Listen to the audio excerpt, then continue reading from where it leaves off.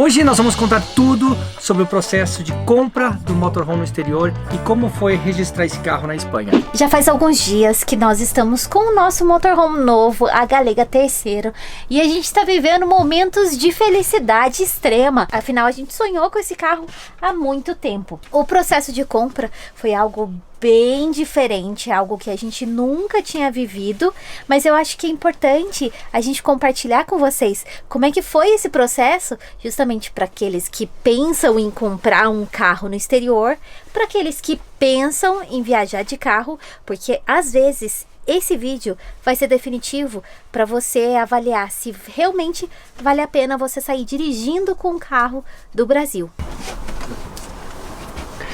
Então, a ideia desse vídeo é compartilhar com vocês a nossa experiência comprando esse motorhome. Nós compramos o motorhome na Alemanha, fomos até a Espanha e nós temos tudo o registro do carro, o processo de importação, a placa a gente fez na Espanha. Isso porque nós temos residência fiscal na Espanha, nós temos uma empresa na Espanha, eu só tenho passaporte, a Mi tem a identidade.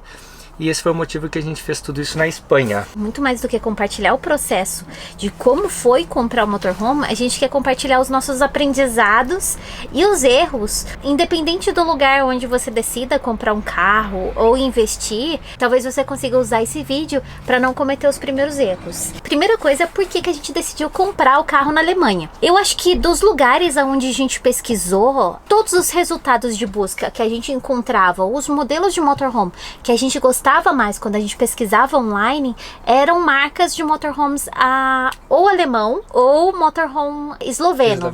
A gente tinha uma ideia de comprar um motorhome usado e a gente tinha definido um orçamento, né? A gente tinha colocado que a gente iria gastar determinado valor nesse carro. Quando a gente chegou aqui, a gente viu várias possibilidades e acabou definindo que aquele valor que a gente tinha seria ideal para comprar um motorhome no modelo alemão. O motorhome do modelo esloveno era muito caro, porque é uma marca muito premium, um segmento meio de luxo. Outra coisa que nos fez definir a Alemanha como um lugar para a gente comprar um motorhome, porque é referência, né? Aqui a questão da qualidade, os produtos alemães, carros, motorhome, eles têm uma qualidade muito boa. Outra questão de preços também. E comparado com a Espanha, que é onde a gente tem residência, os preços aqui são mais baratos. Então compensa mais comprar um motorhome hoje na Alemanha. Por exemplo, esse motorhome aqui na Espanha ele é mais caro. Outra coisa, eu acho que é a segurança. Então, o motorhome produzido na Alemanha,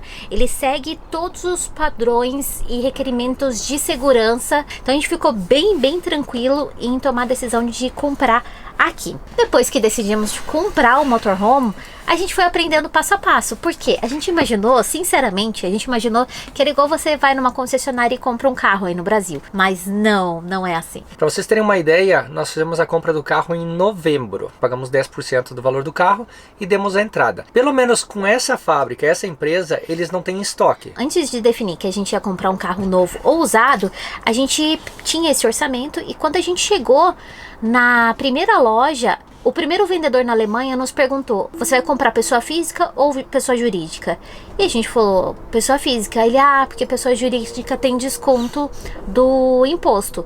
E a gente falou assim, mas desconto do imposto por quê? Para pessoas que usam o carro como se fosse um carro de trabalho, você tem um desconto do imposto. A isenção. A isenção do imposto. Na Alemanha é 19%, na Espanha é 21%. Nós temos uma empresa na Espanha. Ela configura que a gente poderia ter um carro para usar. Quando a gente percebeu que a gente poderia se beneficiar desse desconto, o valor que a gente estava imaginando que dava para comprar um carro usado, a gente conseguiu pegar um carro novo. Se você tem uma empresa como nós temos e você só vai ter a isenção do IVA, do imposto, se você for comprar um produto novo.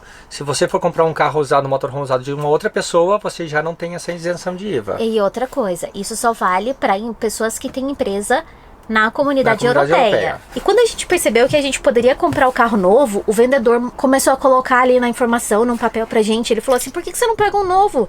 E a gente começou a entrar numa questão assim do tipo, será que eu mereço? Será que é isso? Será que eu posso comprar o carro novo? Sabe, um monte de será e será e será. E a gente entrou nessa onda também, porque a gente pegou e falou assim, mas será que eu preciso? Será que Só que a gente não é muito novo para ter um motorhome. E será que não é um investimento muito alto? O que eu quero dizer é o seguinte, a gente passou muito tempo apegado com um carro único. A gente passou muito tempo apegado numa condição de viagem única. E eu acho que essa maneira como a gente ficou apegado, a gente aprendeu muito, mas ao mesmo tempo nos fez investir muito mais do que a gente precisava. O que eu quero te dizer? A gente idealizou a viagem para que a gente pudesse viajar, fazer uma volta ao mundo de mochila e a partir dessa volta ao mundo adquirir aprendizados para que a gente pudesse investir em um negócio próprio que pudesse nos dar sustento para viver de uma forma mais livre. Há 5 anos atrás não tinha esse negócio de blogueiro de viagem, de vlogger de viagem, não tinha Instagram de viagem, não tinha nada. Então a gente começou de uma maneira muito diferente e a nossa visão fica muito limitada quando a gente não tem nada para comparar. Quando a gente começou a viagem, a gente conseguiu o patrocínio de uma montadora. A Nissan, ela nos concedeu o primeiro carro, que era uma Nissan Frontier. Nesse momento que a gente conseguiu, que a Nissan ia emprestar o carro pra gente viajar, foi uma coisa que a gente entrou também numa paranoia de que, será que eu mereço? Será que eu tô preparado? Com o carro vai ser muito mais difícil, e agora? E a gente pegou e falou assim, quer saber? É o universo que tá abrindo portas. E quando a gente chegou na Alaska e depois a gente teve a notícia que a gente poderia continuar com o carro, a gente se questionou a mesma coisa. Será que eu mereço estar ganhando esse carro? Será que eu fiz por merecer? Exatamente. E aí, o que acontece? Continuamos a viagem, a gente já...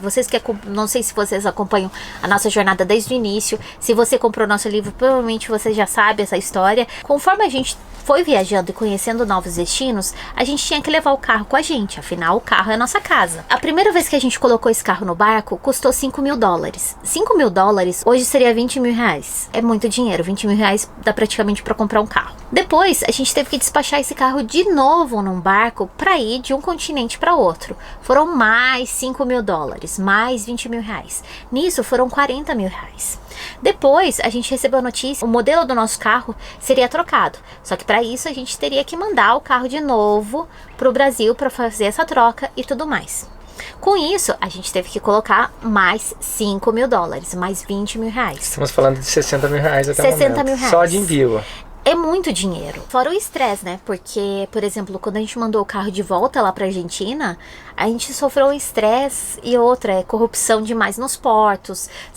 São poucos os destinos que você envia o carro durante uma viagem de volta ao mundo que você é, tratado com as coisas funcionam como deveriam funcionar. E a gente começou a se questionar, será que vale a pena? Será que vale a pena a gente investir mais $5.000? Mais $5.000? Mais $5.000? Tudo o que você tem que fazer tem que estar conectado com o seu propósito.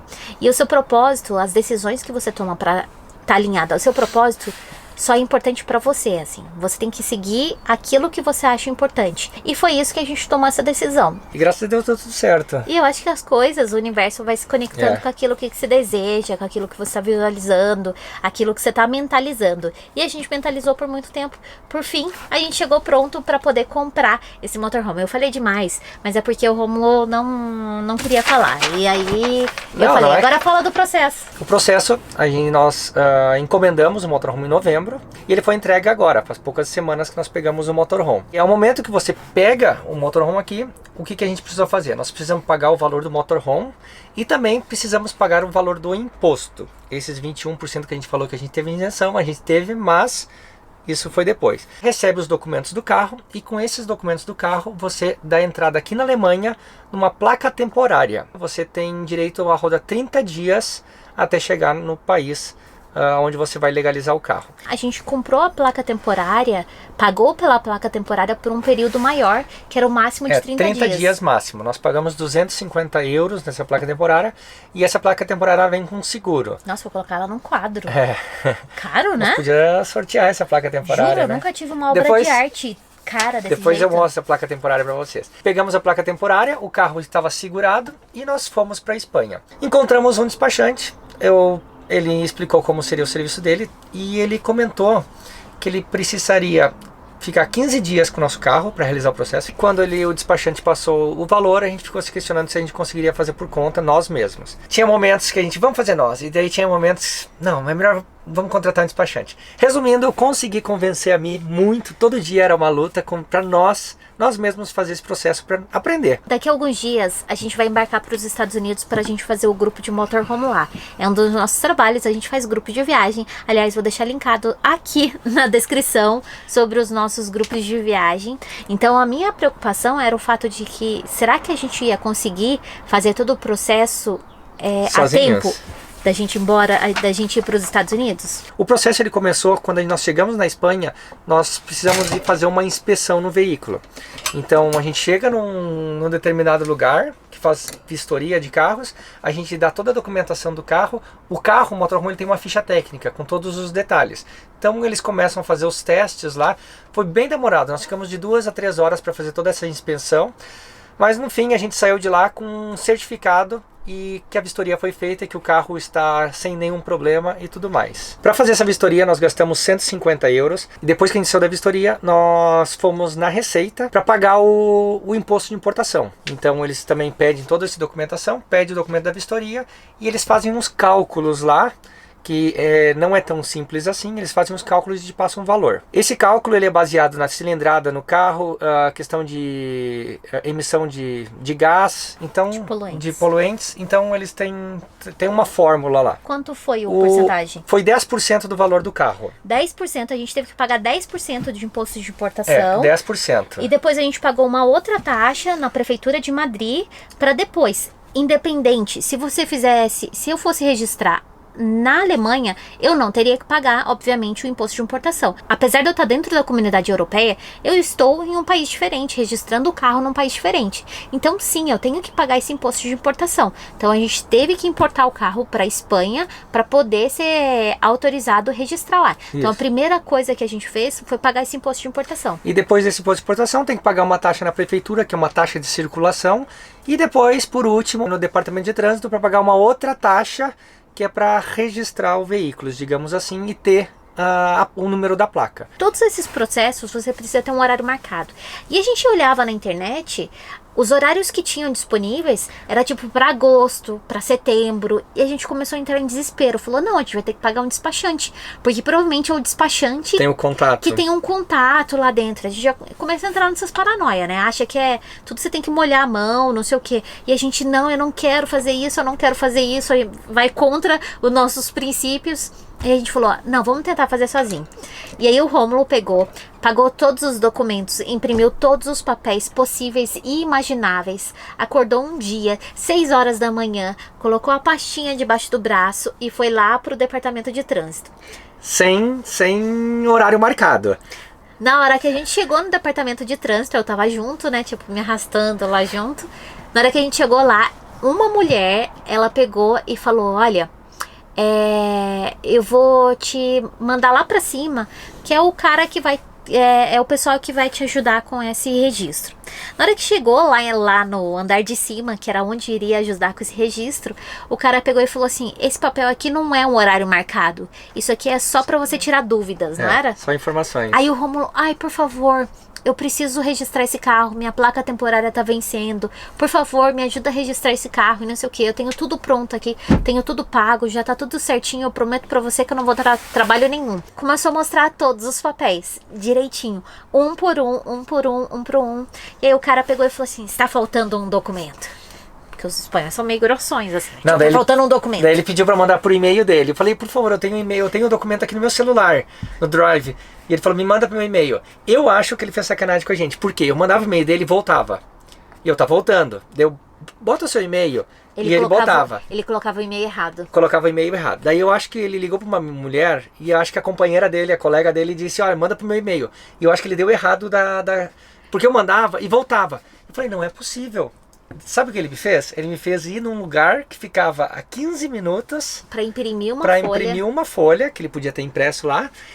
E só que o meu medo não era esse. Eu acho que ele não queria fazer o processo para nós, não queria dar informação e ele queria se livrar do meu caso.